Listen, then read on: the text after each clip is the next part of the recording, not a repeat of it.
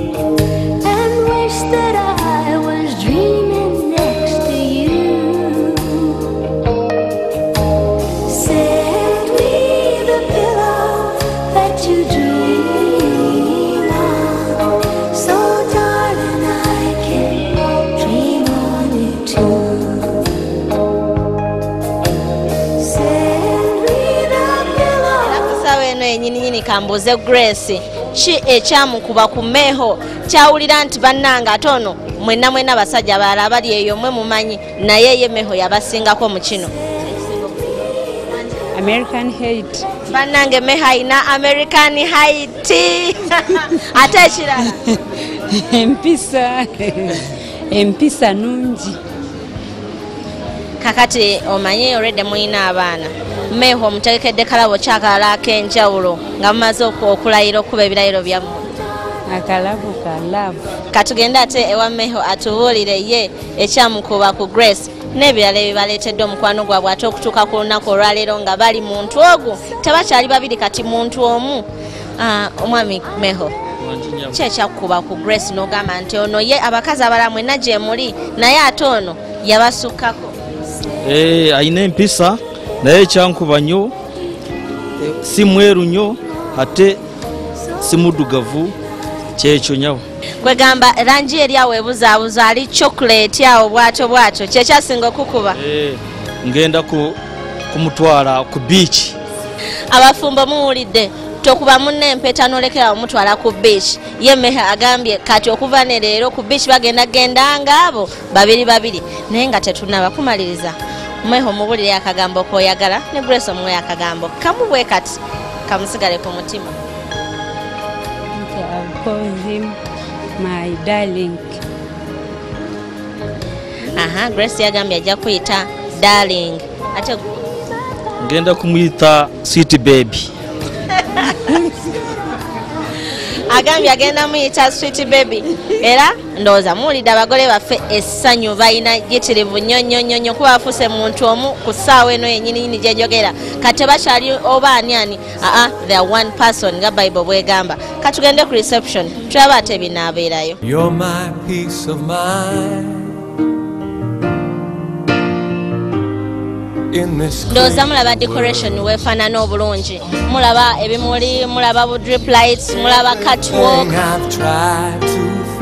Bannange njagala omukyalo n'atubuulire yakikoze atya okutimba ku mukolo ogufaanana obulungi bwe guti, yatimbisizza ki, yakozesezza biki okulabika ng'omukolo gwe gulabika bulungi nnyo bwe guti. Nyabo kyoyanjulireko.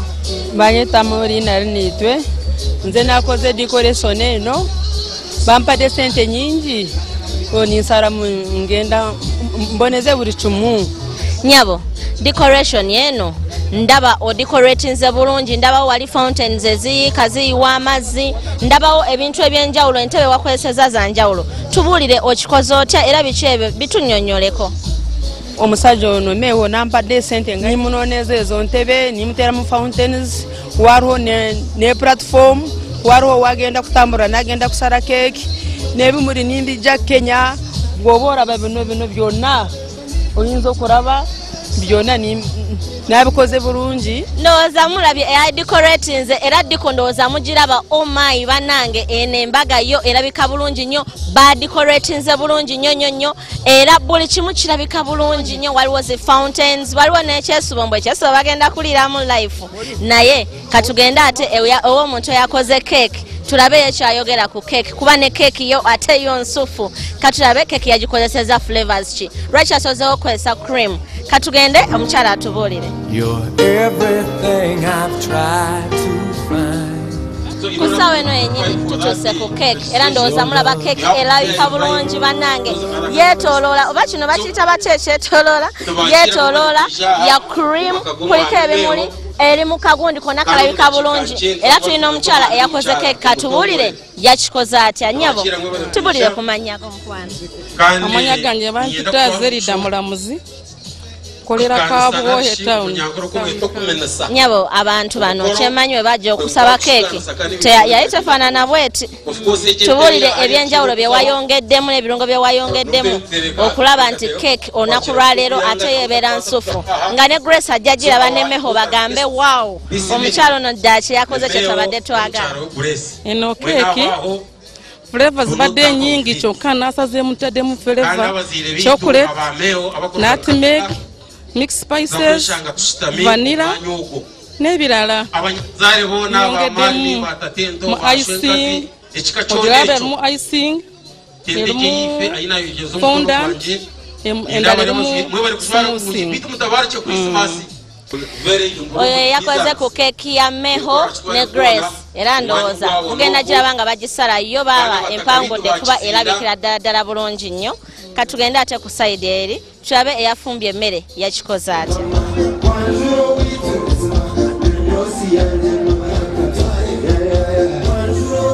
Nga ndaba abantu basoose kulya kyokka n'abagole tebannatuuka mu kidaala naye bo balya. Oba bakikoze batya? Kandabe yakoze ku byenfumba atubuulire lwaki bakikoze bwe batyo. Yes, madam. So tubulire ku mannya go. I'm called Dr. Daniel Munihira. Lwaki abantu basoose kulya ndaba balya abagenyi tebannatuuka na kutuuka abagole naye bo balya? It is our culture here in Angole. We prepare food early enough so that when our guests come, the first thing to do, they first take their lunch. They take lunch, they take drinks, they enjoy food. All types of food is here. After they have taken their food, then they will go down in the pavilion to enjoy the cake and the drinks. But the first thing to do is to eat first. There are lines upon my face from a lifetime of smiles.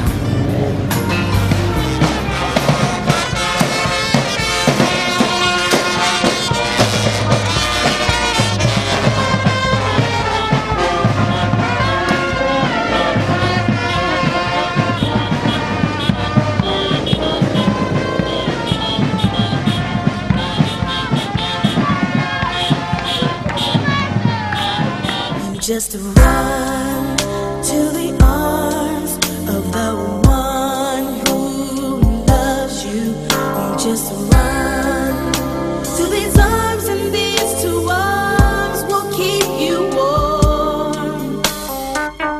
When rain has found your heart, never fear, I never part. You just run to the arms of the one who loves you.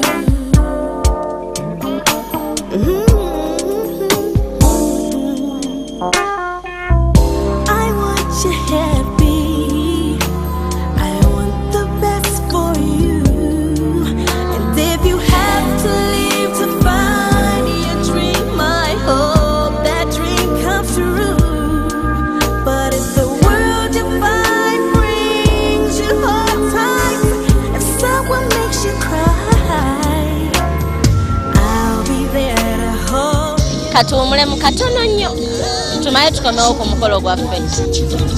Talk about love, talk about trust.